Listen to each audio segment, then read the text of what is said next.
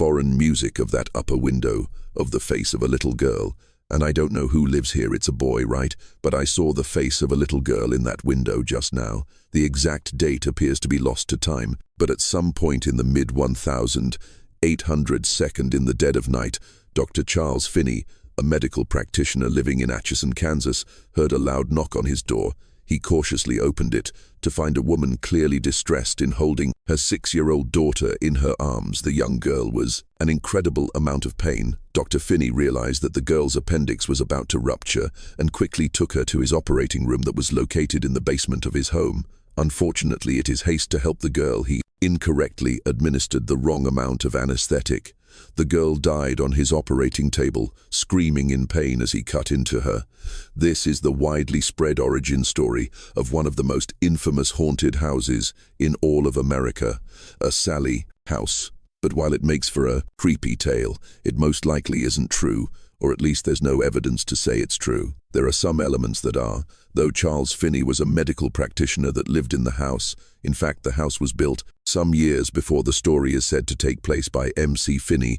The house remained in the possession of the Finney family for years, and the number of them passed away within its walls. But there are no records that suggest a small girl named Sallie was ever treated there or lived there, but maybe these encounters were spirits that so many people claim to experience aren't the lost souls of the dead at all. Maybe they are manifestations of something else. In this episode of the Tape Library, we're going to be visiting Sallie House and going over the terrifying experiences of the Pickman family and their shocking, violent encounters of something that appeared to be sharing their home with them, music. In the early 92nd, Tony and Deborah Pickman moved into 508 North 2nd Street. What followed was one of the most well-documented hauntings of all time.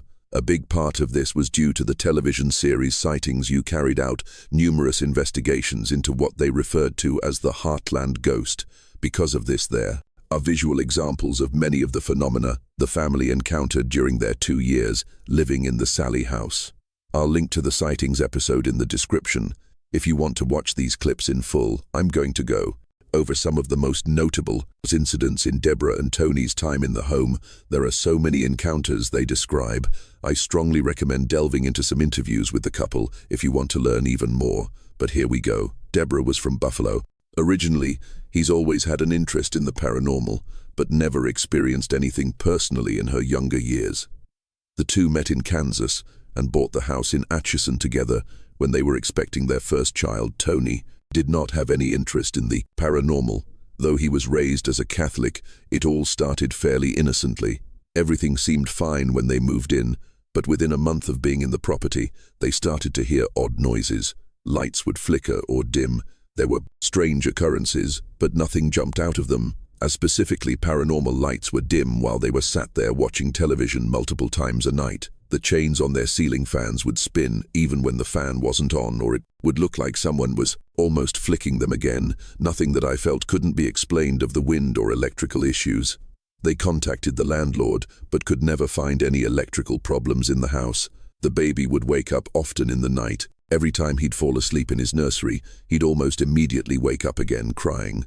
Obviously not an uncommon thing for a young child, but the lack of sleep quickly started to become a drain on the Pigments. Deborah's sister came to visit to help with the sleeping pattern. She took the baby downstairs and the baby slept through the night with no issues.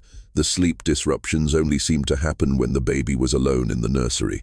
One night, Tony walked past the nursery and noticed the light was on, which was strange as the couple had only just gotten home. Sat in the center of the floor were free of their baby stuffed animals. Position sat up, and in a circle Tony went back down to talk to Deborah and her sister, who said they hadn't moved any toys, so they went back up and looked for any explanation, but couldn't find anything. They carefully put the toys back on the shelves, turned the lights out and went back downstairs. By the time they'd reached the bottom, they had heard the lights flick back on. They walked back up. The teddy bears were back on the floor with the lights on. This was the first time that something had happened in the house that the couple could not explain. Again, they turned out the lights and went back down. This time, the light didn't come back on. But when Deborah went back upstairs 15 minutes later, the teddy bears were on the floor again, in the darkened nursery. They all stayed in the master bedroom together that night with the family dog standing guard and the door tightly closed. Speaking of their dog, who did not like entering the nursery and was often found standing in the doorway barking at seemingly nothing, from this point on things started to escalate. Tony would hear footsteps running up and down the stairs at night. This happened often, and he was sure it was just their cats running around. One night, after being kept awake by the running, he went to the stairs to catch the cats and stop them, but they weren't there. Tony looked down the dark stairwell and heard the running quickly approaching him. He then described what he felt was like a cold wind run through his body, and then the unmistakable laughter of children. One day Tony was lying there having an afternoon nap when suddenly he sat up, looked Deborah in the eye and said, "He's mine," and then laid back down straight away. This happened early in the haunting, and at the time Deborah assumed Tony was having some sort of dream. Another morning, the family photos that were on the walls down the stairs were found placed upside down the wall with the glass cracked on one of them. Candles would randomly be melted in one case. The candle hadn't even been unwrapped. It was still coated in what was now a melted plastic wrapper on the candle. They saw what appeared to be a small handprint in the wax. What was interesting was that the wick was not burned. It was just as if something hot had been pressed against the wax of the candle. It wasn't long before the couple started to reach out for help, which ultimately led to the crew at Sightings visiting the property. While they appeared to be skeptical about the whole thing to begin with, the team became so fascinated by the family stories and captured such compelling evidence that they would return time after time to get updates on the case. Initially, during the sightings investigations, the family's identity was kept hidden, particularly Tony's, who didn't want anyone to know. It was him who was experiencing this. It was only after numerous investigations by the team they were willing to disclose their identity. There would be random, small, isolated fires that would appear throughout the house, like sudden shots of flames that would appear and disappear. In an instance one time, during a family party, a doll was found on the stairs in flames. The way it had been burned, it appeared that the fire only affected specific areas of the doll, almost like the flame had come from the inside to the out. The damage done to the Pickman's belongings through these fires were really bizarre. They weren't seeing uncontrollable fire. The damage appeared to be extremely targeted and somehow only able to damage specific parts of an object. This phenomenon was even captured by the sightings team during their investigations. Tony became convinced that whatever was doing this could potentially create a fire. Theirs, Iran noticed, could burn down the house, or even more unsettling, that if whatever this was that was waking up their baby could set the cot on fire. The family that lived there before the Pigments also reported unexplainable fires in the home, including seeing the window frame of their nursery on fire. Deborah became convinced they were dealing with the spirit of a little girl who was desperate, trying to get their attention. A suggestion that was backed up by the mediums the sightings team brought, who claimed they could see a little girl. "There's a little girl that's standing right there, right at the top of the stairs. Hello, hello." Music. "Look, hello, can you speak to me, Sallie? Is that your name, Sallie?" Sallie, okay. The family and our sightings investigative team were amazed that Peter James had correctly named the entity. They brought in a psychic to the home who said that there was in fact the spirit of a little girl in the house and that she just wanted to be part of the family. More specifically, she said she wanted to protect the Pigman's baby son. If you've been listening to the tape library for a while, you might notice the unsettling similarity to another famous paranormal case we've covered here. This is almost exactly what the entity wanted to do in the Annabelle case. They wanted permission to be part of their lives. Deborah felt comforted by this and felt the urge to nurture the spirit that would later become known as Sallie. But for Tony, something about it didn't feel right to him. He felt uneasy in his own home, but it seems Sallie was much more interested in getting Tony's attention, and not in a positive way. One night, Deborah came out of the shower to find Tony complaining, "She bit me." Sure enough, on Tony's leg was a bite mark. This was the first incident of whatever was in that house causing physical harm towards Tony, but it certainly wouldn't be the last. It wasn't long after this that the scratches would start.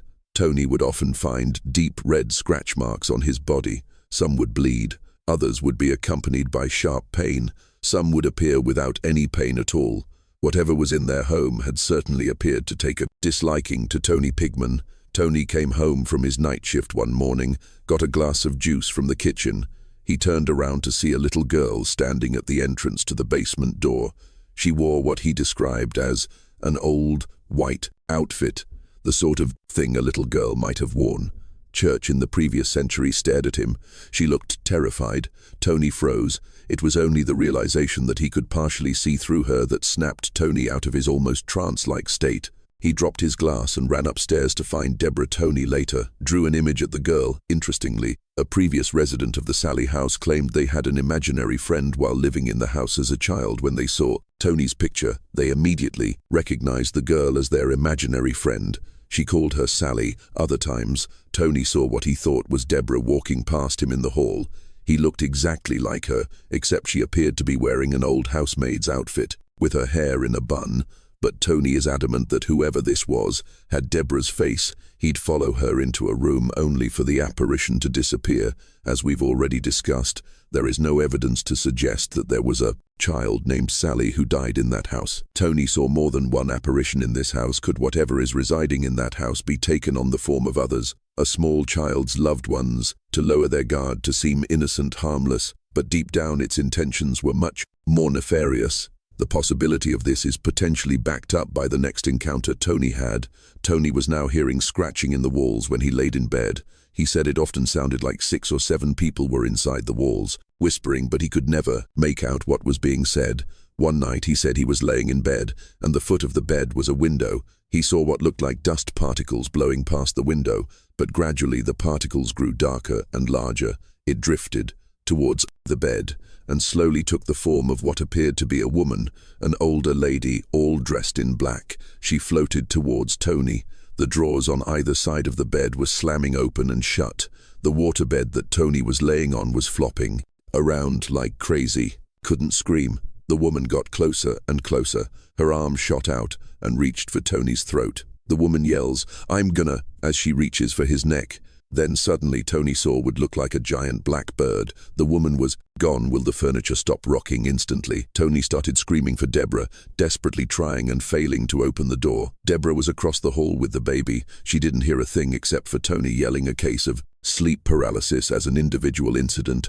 It certainly seems to be the case. But when combined with all the other phenomena taking place in the house, it becomes a little harder to discount. Tony was beginning to fear for his sanity. This wasn't the only nighttime visit of a shape-shifting creature that Tony would experience. Tony also saw something that appeared to be the little girl approaching his bed. Again in the dead of night, the girl reached out for him a number of times, but Tony kept resisting. Suddenly the girl let out what sounded like a growl, then it began to transform into something else.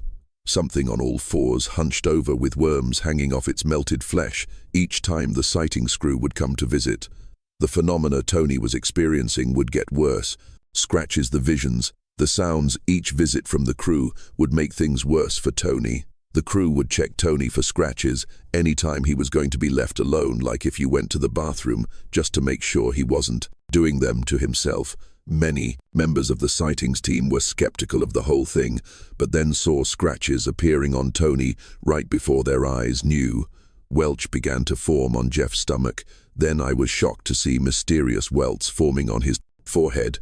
The initials MC were scratched onto Tony's body on camera while the sightings crew were filming.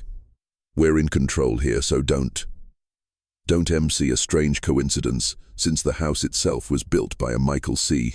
Finney. They apparently have a 9-minute clip of a scratch slowly appearing on Tony's torso. Just as a warning before we get into the next section, there are some descriptions of violent impulses, and more specifically, animal cruelty. If you want to skip this part, then please do so, Tony said. He turned into a different person. He would hear voices saying horrible things, such as telling him to kill Deborah in the final months. When Deborah would walk past him, he'd be overcome with an intense urge to harm her in some way. An urge to get her out of the way, as he said. If he left the house, he felt fine. A dark anger was overtaking him. In this house, he would have vivid dreams of cutting her throat with a butcher's knife. When she would come home from work, one morning he woke up full of hateful thoughts. He went into the kitchen, took out a butcher's knife, saw their pet cat in the kitchen, blacked out later that day. He was at his parents' house. He returned back to the family home to find the cat stabbed with a knife and pinned to the kitchen counter. Tony says he has no memory of harming the cats, but is sure he must have done it, fact that still haunts him to this day. This, alongside his dark thoughts towards Deborah, that's something that is obviously deeply ashamed of, that he says. He speaks about it to make people aware just how disturbing hauntings like this can be. There was a darkness in their home, wherever literally the result of a ghost or something more psychological that was transforming Tony into someone he didn't recognize. Tony did seek out psychological help, but nothing clinical appeared to be wrong with him. The only way he could be free of these violent impulses was to get out of this house. Probably everyone at your television viewers asked is, why do you stay here? Why don't you just get out? What holds you there? Curiosity. There needs to be more data so that we can know what exactly this is, what causes it, why do these things happen to certain people, certain places, certain times. Tony tried to talk to Deborah about how bad things were getting, but she was so excited and fascinated about the entire thing. She wasn't experiencing any of the negative aspects of the haunting. She says that her reactions now don't make any sense to her, but at this time she was so wrapped up in the entire thing, if she was almost blind to the effects he was having on her husband, completely naive to the very real danger appear she was in. One day, Tony was thrown into the rungs at the top of the stairs, breaking several of them, as if something was attempting to throw him over the banister and down the stairs. For some reason, this was the incident that made Deborah realize that things weren't right and they needed to leave within 3 weeks. They were out of the house. People would ask them how they stayed so long, but they said they would experience this phenomena. Then it would stop. Months would go past without anything happening. They'd begin to doubt themselves, thinking maybe it was all in their heads or whatever was there who had left, and then it would start up again. Little waves of paranormal activity that gradually became more and more dark and violent. The basement is said to be a focal point of something within the Sallie house. There is an area in the back where a number of bricks have been removed, leaving a dark hole. Tony said he never felt any urge to go down into the basement and would avoid it as much as possible. After the pigments left, a woman moved into the Sallie house after some time. The landlord was called, and she had apparently been trashing the house. The landlord evicted the woman. After that, he visited the property and discovered in the basement a number of strange markings and names on the walls. In the middle of the floor, the woman painted a pentagram. Apparently, the woman was very solitary, few belongings in the house, and it appears was primarily using the property for whatever ritual she was attempting to conduct. Many paranormal researchers and television shows have investigated the Sallie house, including the popular show Ghost Adventures, in which the host brought Deborah and Tony Pigman back with them to the house. Tony claimed that he had heard so many EVPs people have recorded over the years of the voices of little children that he began to feel guilty, like maybe there wasn't something demonic in this house. Maybe they just lost children trying to communicate. This led to him returning to the home. Yet again, Tony experienced a whole host of violent interactions, with welts appearing on his neck. Other guests experienced scratches and witnessed odd phenomena. Tony isn't alone here. Many who have visited the Sallie house reports, no matter how terrifying their experiences might be inside its walls, a draw to come back. Just something in the back of their minds that tells them they need to return. But for what reason? There are countless examples of video, photographic, and audio evidence from the Sallie house.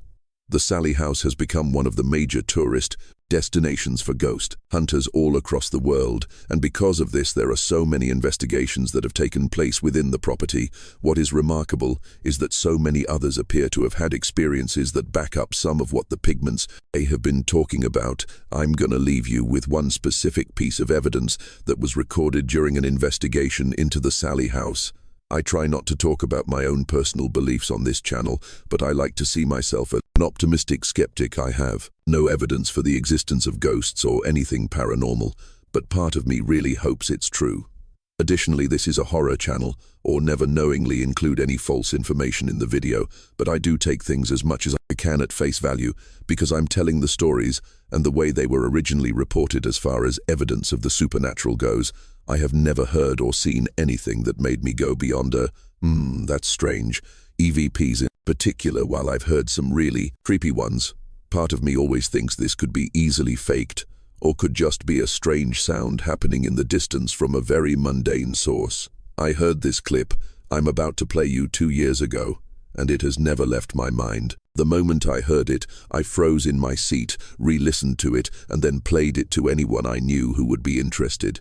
The podcast Astonishing Legends carried out an investigation into the Sallie house back in 2018 now. It's worth pointing out this podcast, if you're not familiar generally, doesn't do this sort of in-person investigating.